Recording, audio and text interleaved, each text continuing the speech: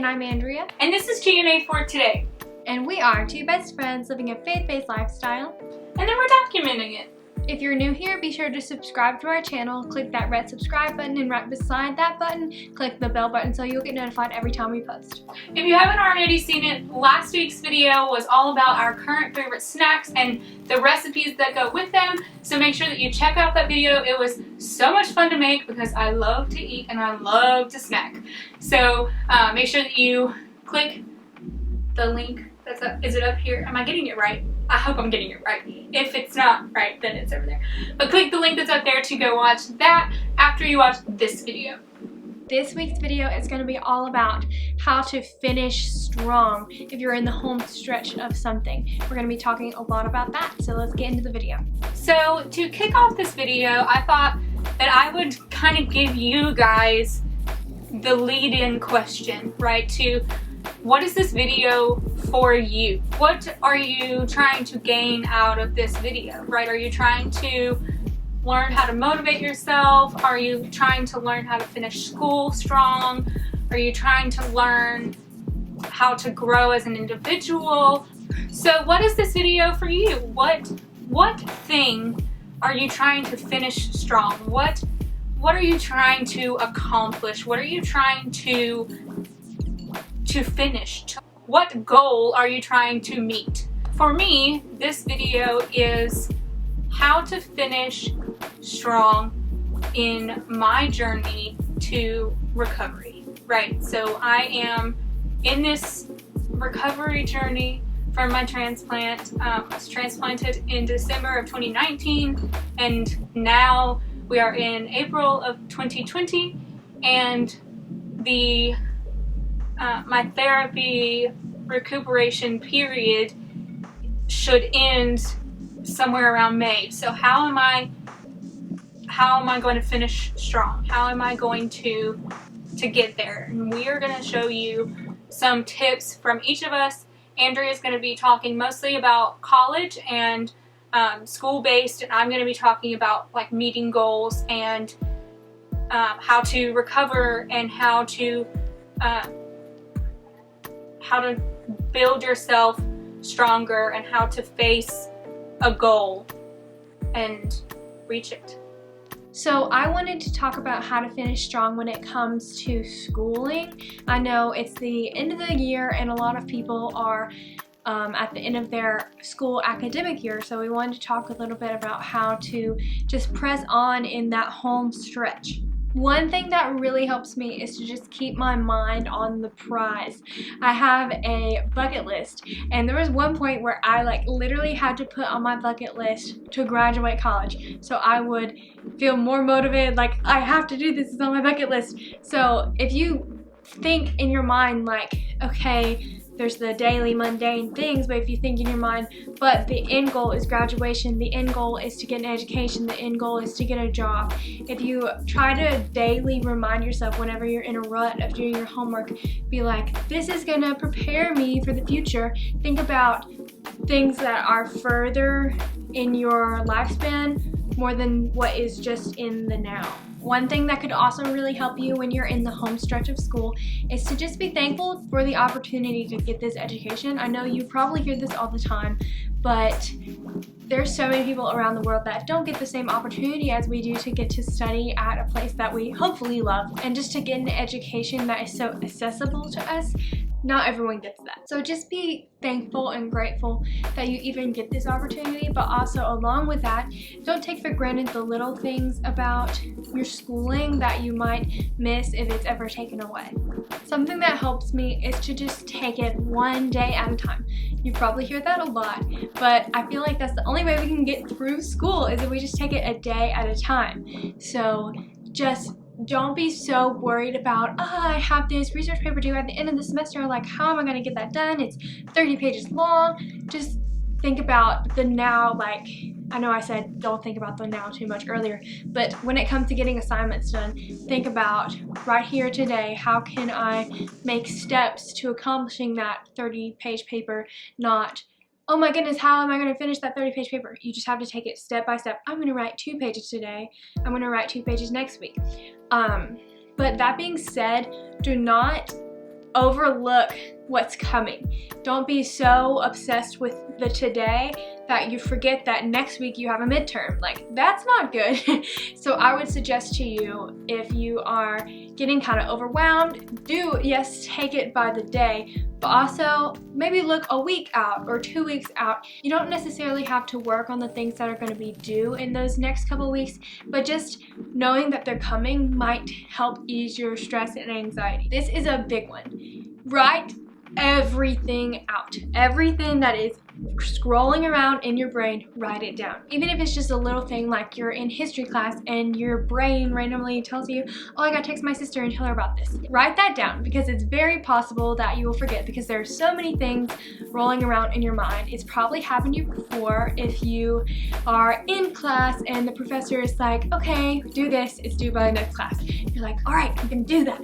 And then you come from the next class and he's like, okay, pass your homework forward, and you're like, what? We had homework? And then you're like, oh, I remember, but I didn't write it down. So ways to help with that is if you write every single little thing down from your homework, your study time, literally everything. If you need to go to the store, make a to-do list like, I need to go to the store, I need to call my sister, I need to study for my history exam, I need to do all these things. It might look a little overwhelming when it's all laid out like that, but it should help you, instead of it all being wrapped up in your brain, just to seeing it laid out there and being able to scratch it off when you're done. Something that helps so much is making time for yourself and making time for your friends. So I would suggest not going a whole week without having any type of self-care. I know that during the week it's super stressful, so maybe on a Saturday or on a Sunday, make it a point, like, for this 30 minutes of time, I'm gonna do a face mask and watch my favorite YouTube channel or something like that.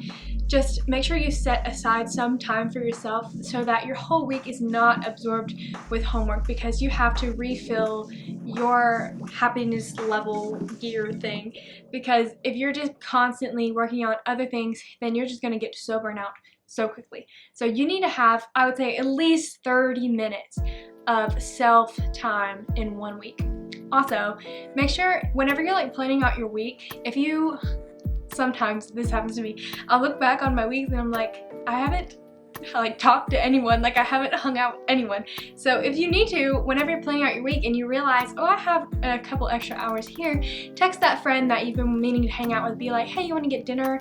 Because even if your friendship time has to be scheduled, which a lot of times it does have to be when you're so busy, it'll really help your mental state, but not only your mental state, it'll help in your studies because it helps you feel a little less stressed. All right, so the first thing that I want to talk about is weekly strength. This is my like overarching weekly strength is what I want to talk about, okay? So there's a couple of different things when you're working from home, when you're in an enclosed space for a long time, when you are a workaholic like I am, that you need to learn. And you need to have a weekly focus. The first thing I want you to focus on is to separate your work life from your home life. And I know that that seems crazy to some of you, but you have got to have a work life and a home life. That was something that I had to learn whenever I was working with one of the better jobs that I've had. I was working with a marketing firm, and I did not have any separation between work and home at all. I was all the time bringing my work home. I was always staying at the office late and staying up late in my room, like trying to get everything done, making phone calls at 6 o'clock in the morning from my bed, like getting up and getting on conference calls in my kitchen. I didn't have any boundaries. There were no clear lines set. And I never stopped working. I was always on call. And I was a manager there, and I had people calling me at all times during the day, all times during the night. And when it was my day off, I would still take phone calls. I would still do work-related things. So I want you to have a clear line that everyone in your house knows, right? If you live alone, make notes for yourself, okay? Make like a big whiteboard and stick it up like in your kitchen, on your front, like on the back of your front door, you know, in your room, wherever you need, wherever you're gonna see it the most. Make yourself a clear and defined line that says, okay, after 6 p.m., I am not discussing work. That is when work is off and when life begins, right? If you work a normal 9 to 5, that's great. I'm so happy for you. And, you know, if you work a 9 to 5, okay, say, all right, well, if I work a 9 to 5 and I get up at 7 o'clock, then I have from, let's say I only have a 15-minute commute, right? So I get up at 7. From 7 to 8:15 is my breakfast, morning family time where I'm hanging out. I'm trying, you know, I'm getting ready, I'm taking my time, and starting off a good day, right? 8:15, I'm starting to kind of think about the things that I need to do at work, but I'm finishing up my coffee, right? I'm getting my bag together, etc., etc. Well, 8:30, 8:35, I get in my car, I've said my goodbyes to my home life, I'm leaving home life behind, and I'm beginning my journey to work. I make it to work, I clock in, whatever.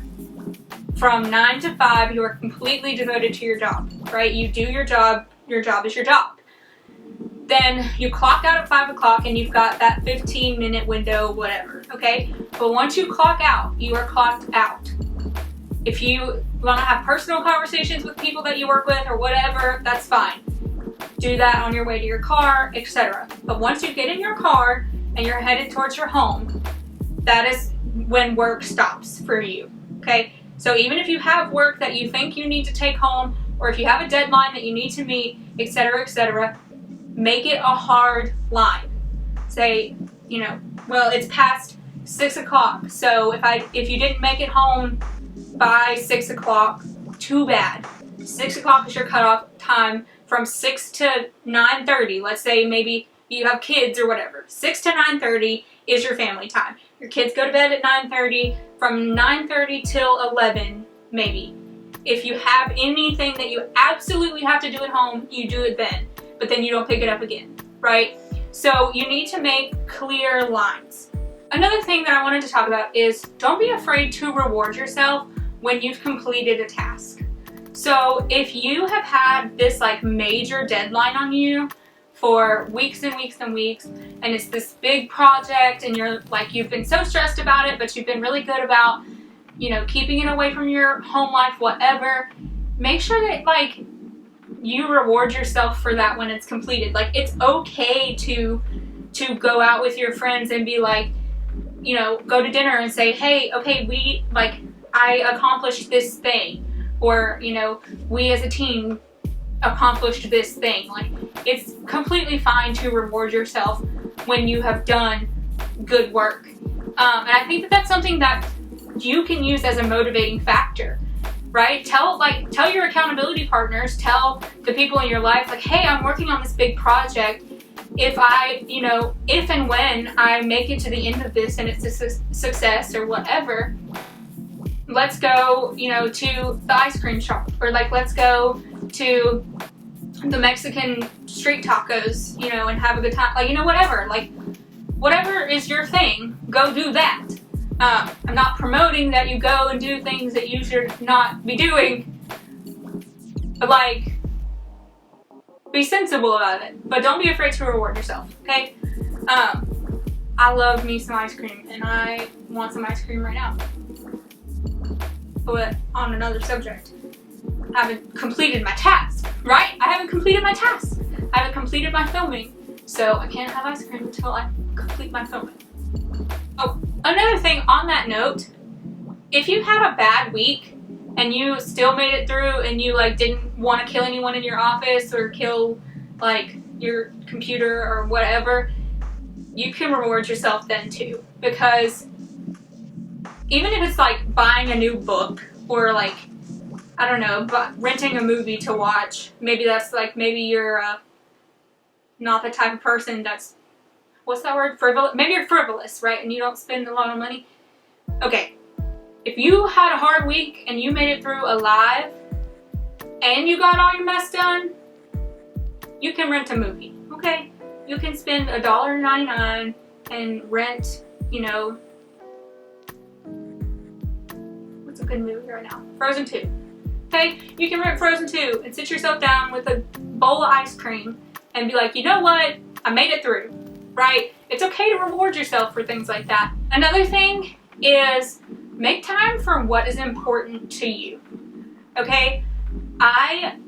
There's a couple of different videos on YouTube, I know for a fact, but then there's a couple like listing things on Google.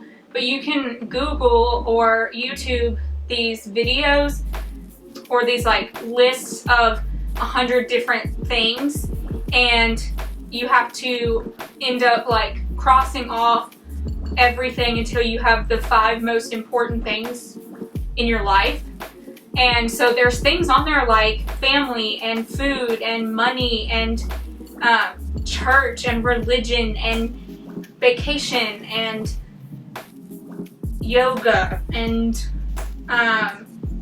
getting a workout in, right, or healthy eating, or etc., etc. Like there's these long lists of them, and you can print them, or you could like listen to a YouTube video of someone saying, like reading off these different lists, and then you write down like as many as you can that you think apply to you first, and then in the second round you go through and you decide, okay, well, what's the top 10, right? So then you probably start with like 30 or 40, then you go down to your top 10, and then you cross out, you know, from your top 10 you cross out your top 5, right? I highly suggest doing an exercise of this type because it will show you exactly what you prioritize even in the back of your mind, right? So like it will bring out exactly what you're prioritizing, and then you can decide, you know, okay, these are the 5 things that I've decided are the most important to me, so I'm going to make time for these 5 things, right? So I highly, highly, highly suggest you do that. I've done this type of exercise. I've done this type of exercise multiple times, and every time I've gotten 5 different answers, but they've all been similar, like they've all been within the same mindset, but I took them, you know, I took one when I graduated high school, and then I took one when my health started changing, and then I took one after my transplant. So like obviously my mindset has shifted just a little bit each time as I've been growing. So you know, you can take it as many times as you want. Obviously if you're going to take it like tomorrow, don't do it again like in a week, because your mindset's probably not going to change that much. But over the course of a year, 2 years, 3 years, whatever, you can do it again. And I highly suggest that you write down, physically write down the 5 most important things to you and put it somewhere where you see it every single day. If that means that you have to go to Walmart and buy a $1 frame and frame that sucker, do it, because it will change your life. It will change your perspective, and it will make you a better human being. I promise. Because whenever I did it, and I started to prioritize the things that were most important to me, I left my job when I was up for a major promotion, and it like completely left it, was flat broke after that, and now I am in the happiest state of my existence, and I'm like the happiest I've ever been. So thus far, I know I can be happier, and I'm excited about reaching that goal. But doing that exercise can truly, truly teach you how to prioritize and what to prioritize. And if you see it every single day, it will be a constant reminder to you that you need to be doing that. You need to be prioritizing those things, and it'll give you greater perspective. So next, I wanted to talk about motivation versus determination. So one of my favorite YouTubers, her name is Sarah Therese. Oh my goodness, if you have not watched her YouTube videos, you definitely should watch those. She is a minimalist, and she talks about how basically a lot about how to better your life, and sometimes she talks about the difference between motivation and determination. She talks about how motivation is a short term and determination is long term. So if you're watching this video and you feel so motivated, like, I gotta get a hold of my life right now, I'm gonna finish strong, but then in a week you don't have that motivation anymore, it's because motivation is so short term. There's a big difference between motivation and determination. It's just like if you watch a Organize With Me video or something on YouTube and you're like, I'm gonna clean my room, and so you spend like an hour cleaning your room, and that's great that you're motivated to do that, but then in the next week it's gonna be a pigsty again if you don't keep up with the cleaning process. Determination looks like cleaning your room like 5 or 10 minutes a day. Motivation looks like cleaning your room for an hour like a month. There's a big difference. So make sure you take note of that, and it's great to have motivation, but if you really care about something, then make sure you press that on even further and make that into determination. That might sound great and hunky-dory and everything, but it's kind of hard, right? So let's just start with something small, like cleaning your room, like I said earlier. So if you want to try being really determined about things instead of just being motivated, then tell yourself, I'm gonna clean my room 5 minutes a day. Or if you're determined to get your body in shape, tell yourself, I'm gonna work out 10 minutes a day. And just start with something small like that, and then that can trickle its way down into the larger areas of your life. Okay, y'all, I am like, this is me stepping up on my soapbox, okay? If you understand where that reference is from, put it in the comments. What video did I step on my soapbox? If you know, well, I've stepped on my soapbox a lot, but if you know specifically what video I'm talking about, put it in the comments below. So I'm stepping up on my soapbox for a minute, okay? Mindset. This is the key to finishing strong, in my opinion, okay? Mindset is everything. And I mean, for those that know me, they're going to be like, that's rich. But, I mean, mindset is everything. And sometimes my mindset is not what it needs to be. Sometimes I am focused on, like here, right now, whatever, and I'm like not motivated to do anything, and I'm just like, this is ridiculous, blah blah blah. I get it, okay, we all are there sometimes, it's fine, don't come for me. But mindset is probably the biggest key to finishing strong, okay? So I have a quote, and I'm gonna read it off my phone because I want to get it correct. This is one of my favorite quotes ever, and it says, "It is your attitude, not your aptitude, that determines your altitude." And Zig Ziglar said that. So that's something, I heard that quote when I was like, I don't know, 15, 16. I was like a sophomore in high school.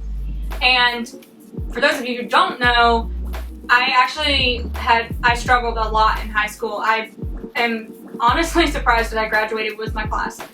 But I dropped out of school halfway through my freshman year and did homeschooling because of my health, and then I hated homeschooling because I'm a social person and I'm an extrovert, and it was just bad.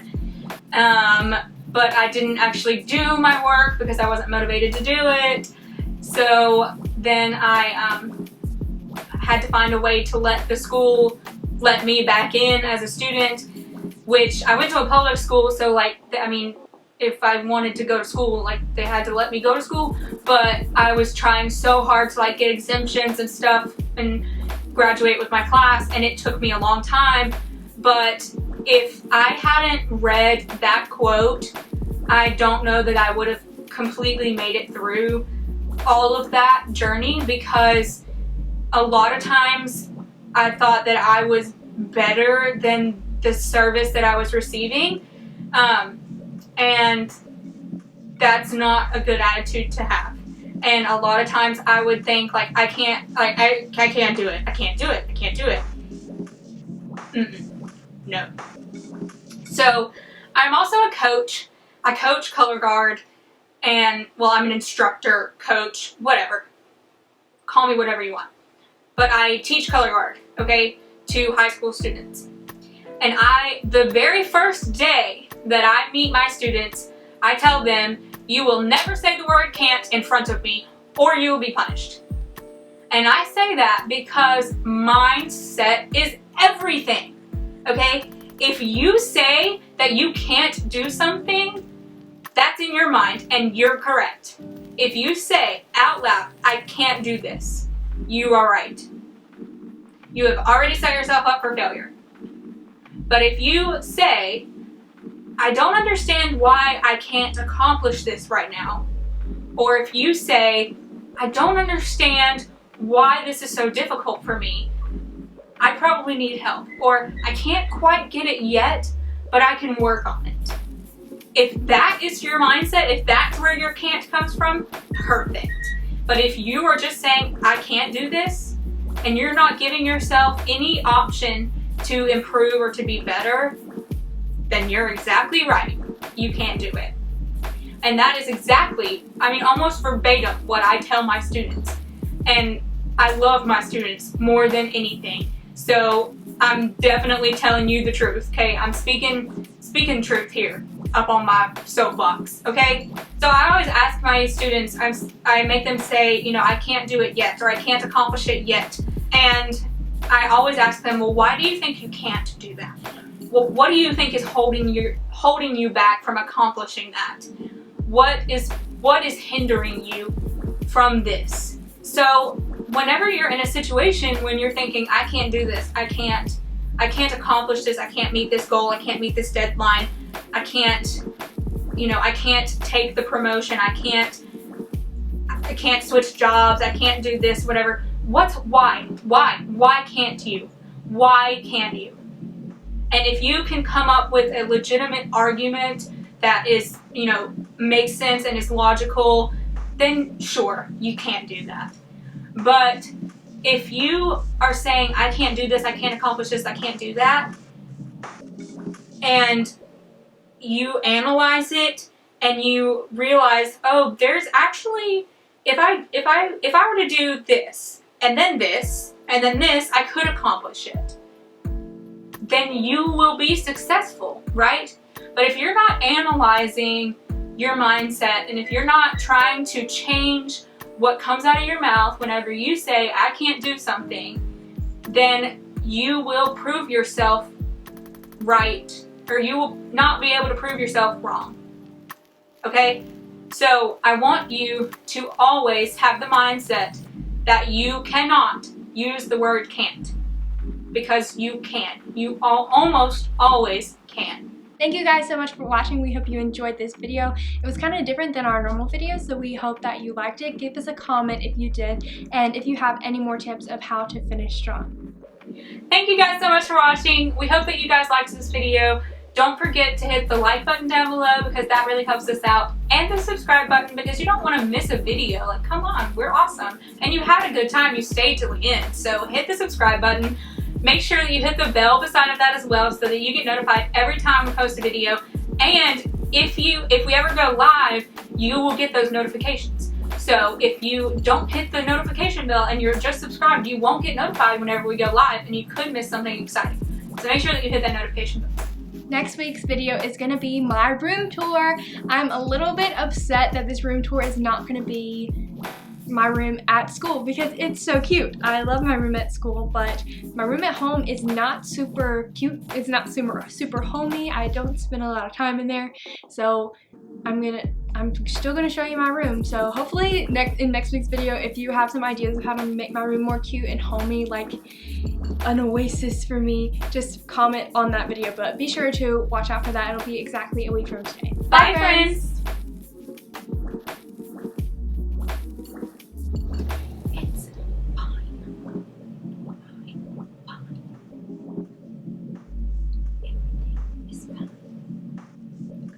There's green. Finish. Look. I don't care. So there's green on my pants? No, we'll wash them.